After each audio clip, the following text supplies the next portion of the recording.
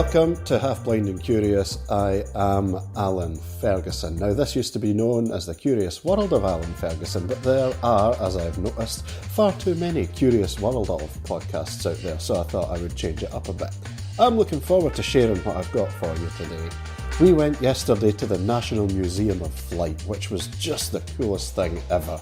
It's at East Fortune, used to be known as RAF East Fortune, and the stuff I'm going to share with you today specifically is related to Concorde, a supersonic passenger jet which was developed jointly between the British and French, and we were there, we saw one. It was so cool, one of the earliest Concordes, and then you're going to hear when we went inside it briefly and had a look inside. That was so cool. I mean, it is a legendary plane for those of you who like aviation. And so I got help with Isla in this one, obviously. She was there, she did some reading and loads of interesting descriptive work. So I hope you really enjoy it. Stick around, I'll tell you how to get in touch with me after we're finished. And like I said, hope you enjoy what you hear.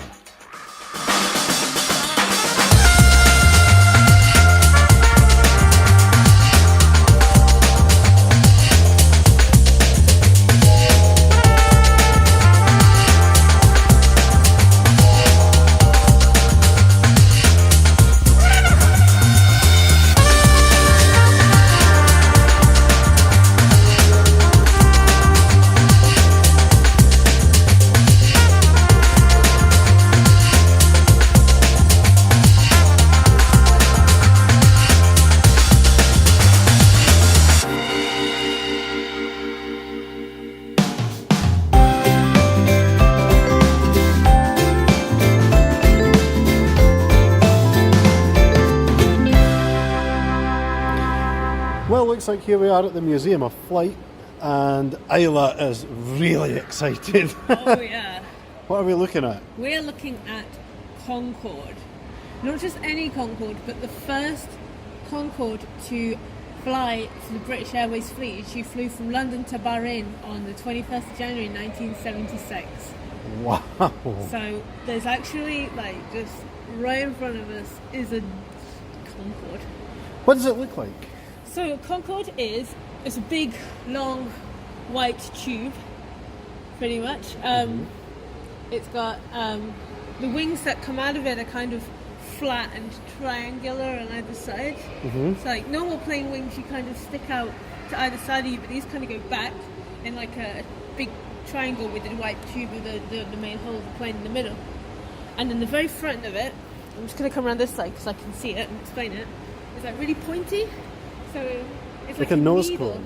Oh, like a needle. Yeah, wow. So it like comes to a really sharp point and it's got like a thing like that sticks out in front of it, which I think is to help avoid all the vibrations from going supersonic. Oh yeah. Oh yeah. And that was cool. And that was it. That's what the whole claim to fame was. It was a supersonic passenger airline. Yeah. That is so cool. Is there anything you can read about it? Right. So there's lots of things I can read about it, but this sort of exhibition goes on the history of supersonic flight. So here it was started in 1947, and as we go around I can tell you more about it. Let's do that, shall we? Yeah. So this says the problem. It's the 1940s and Britain is locked in a race with America to build the fastest plane on Earth. So the British pilots are diving Spitfires from 40,000 feet to try and attempt to reach Mach 1, the speed of sound. 4 of the 6 test pilots are killed. Whoa. As pilots fly close to the speed of sound, the air cannot get out of the way fast enough, and it builds up like an invisible wall, which is the sound barrier, and the plane shakes violently and controls start to fail, and when you lose control, well, you're going to crash. So scientists find out that you need a huge amount of power, so they develop the jet engine. You need these wings that go back rather than out to the sides to help prevent loss of control, and you need the sort of needle point at the front to help reduce resistance, rather than sort of more rounded one that they currently have. And then in 1947, America won the supersonic race, and it was called the Bell X-1. this plane. He was the first man to fly faster than the speed of sound and live to tell the tale. Was Captain Chuck Yeager. It's a very American name, Chuck. It is, and he's also mentioned in a book I have about going to the moon. He was, I think he ended up either just being part of the Apollo missions or NASA, or he ended up kind of as an adjunct to it. You're going to have to read that book again. Yeah. He was mentioned in that. Yeah, so he strapped his plane, this Bell X-1, to a B-29 bomber, and he dropped it from 25,000 feet. And on the same day, he'd had a riding accident and he got 2 broken ribs, but he didn't say anything because he wanted to do the flying. That's crazy. These people are nuts. Yeah, and he named his plane Glamorous Glennis after his wife. That's right. Yeah. What a thing to do. Can you imagine? Like, that's crazy. This dude is nuts. Anyway, moving around. So we have design and build. So ideas take flight. By the 1950s, British scientists were sure that supersonic passenger travel was possible. Despite the huge advances in technology, Britain needed a partner to share development costs. So in 1962, Britain signed a treaty with the French, who were working on a similar supersonic project, and work on Concorde began. So they used the backward, the triangle-shaped wings, or what's called delta, because it's like the Greek letter delta, which is like a triangle.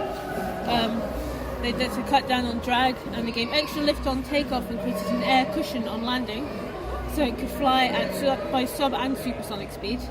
Then you have the needly nose, which sort of pierces the hole through the sound barrier, and when you take off and land, you kind of drop the nose so that you can see the runway better, so it goes up cool. and down. Yeah. And then after years of development and 5,500 hours of prototype test flights, including numerous supersonic flights over the west coast of Scotland, Concorde's commercial flights began. And then this plane behind us flew the world's first supersonic passengers from London to Bahrain, simultaneously with Air France flying from Paris to Rio de Janeiro. Cool. That is pretty awesome. And there we are. And so the Concorde 002 was a regular visitor to Prestwick and flew for many hours over the west coast of Scotland, which is pretty cool. The name Concorde, meaning agreement and harmony, was welcomed by both design teams and eventually agreed by British and French political leaders. It's ironic that a small detail, whether there should be an E on the end, was a source of friction between the two countries for several years. And what did they decide upon? Concorde with an E. Like the French sort of style spelling. Yeah. And actually now, in the 2019, you wouldn't, if you saw it without the E, you would just be wrong. Yeah. So there we go, that's Concorde. It's Concorde. Thanks for reading. Yep.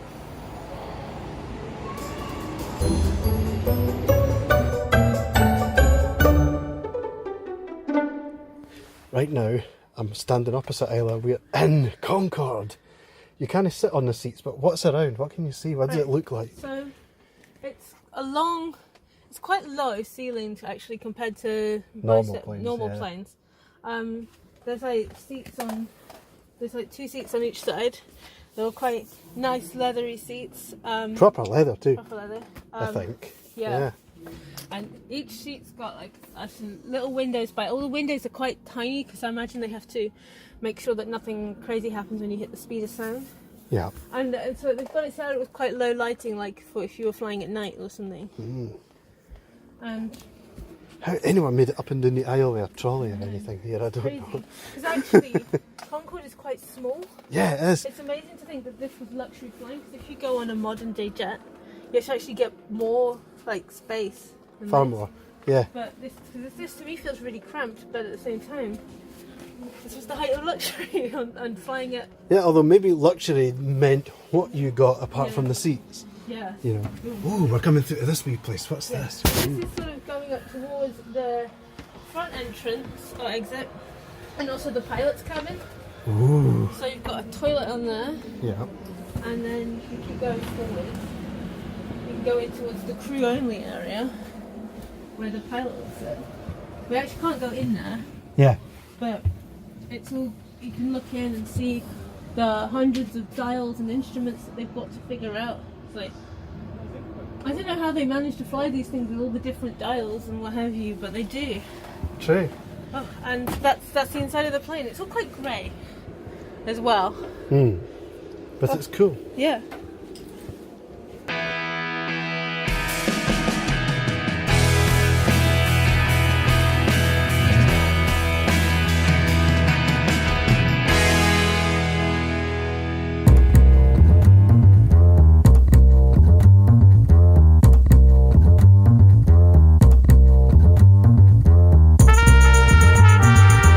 Well, I hope you enjoyed that. That one wasn't quite as long as the New Zealand one, obviously. We've got a couple of half-hour-long tours to upload once you've made your way through this one, so that'll probably be in a couple of days. And we're getting a tour from Robin, who is a boyfriend of a friend of ours. I say a boyfriend, the boyfriend of a friend of ours. And he really knows his stuff, so he's giving us a tour. But I hope you really enjoyed that. I did, and I know Isla did, and she enjoys reading those things, so it's huge fun for both of us. I mean, the National Museum of Flight down in East Fortune, if you can get to the east of Scotland, is somewhere that you really should try to get to. There's even more stuff that we never got to record because it was outside and things like that, such as a big Vulcan bomber, and that was one of my favourite things. Anyway, if you want to get in touch with me, get a hold of @Alan, @ALAN_podcast on Twitter. That is definitely the easiest way to get in touch with me. But there are other ways, and I'm sure if you know me in real life, you'll end up finding me one way or another and getting in touch with me to tell me how interesting and brilliant you thought it was. But the credit really ought to go to Isla because she knows what she's doing, and boy, isn't she good at that.